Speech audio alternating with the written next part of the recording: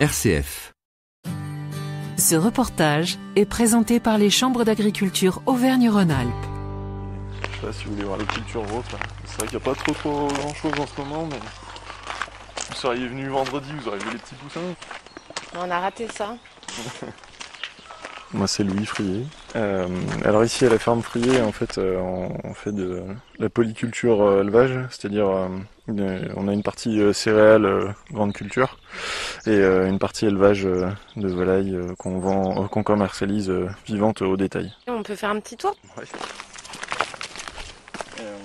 On a 42 hectares de culture. Là par exemple on va avoir du blé, de l'orge, du maïs, du tournesol pour les bovins, chevaux ou autres. Il y a une particularité ici, c'est que vous faites partie du réseau Défi. Le réseau Défi Grande Culture, du moins avec la Chambre d'agriculture de l'Isère, on travaille en fait avec un petit groupe d'agriculteurs sur des leviers, des pratiques pour baisser en fait les intrants phytosanitaires sur les cultures, mettre moins d'herbicides, etc. sur les cultures. Et alors c'est quelque chose que vous faisiez ici déjà depuis longtemps ou c'est quelque chose d'assez nouveau ?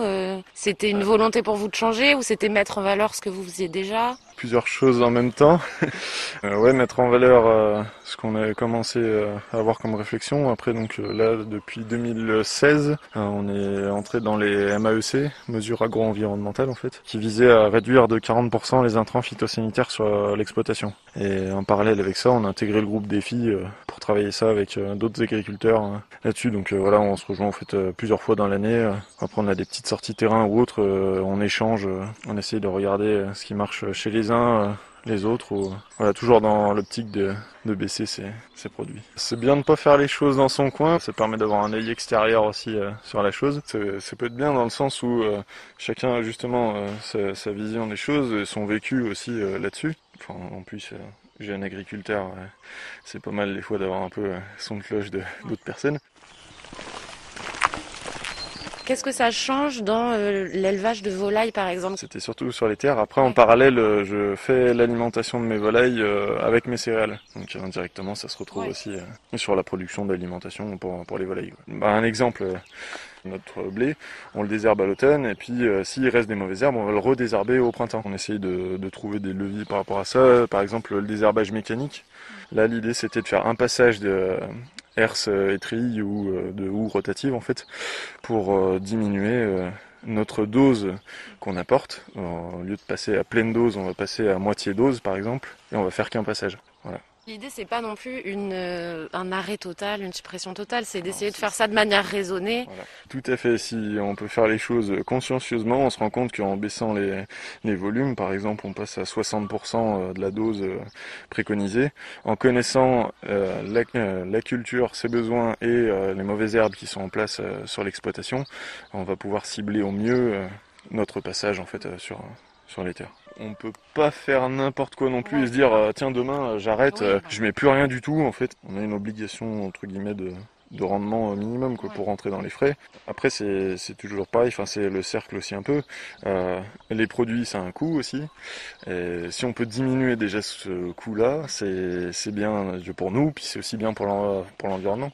Nous on voit en plus l'exploitation est située sur une zone de captage et l'idée voilà c'est de pas retrouver des trucs dans l'eau derrière. C'est vrai qu'aujourd'hui, ça peut être mal perçu de sortir avec le pulvérisateur et mettre un herbicide quelconque, encore plus près des habitations autres.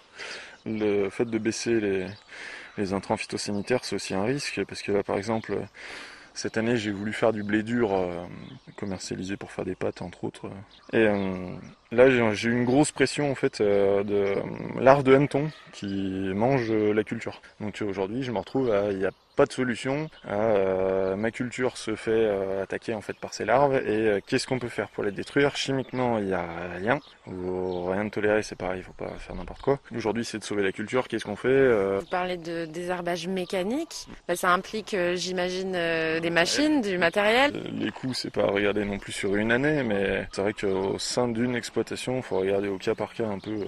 Mais on se rend compte qu'on peut baisser ces doses sans qu'il y ait un énorme impact sur le rendement derrière. Après, là, ce qui est bien, c'est justement avec la Chambre d'agriculture, on a un suivi par rapport à ça. Donc on est quand même bien encadré. Et je pense que c'est très important d'avoir un suivi digne de ce nom. Ce reportage vous a été présenté par Grand Village, un service de Groupama Rhône-Alpes Auvergne. Retrouvez des producteurs partout en France sur grandvillage.com.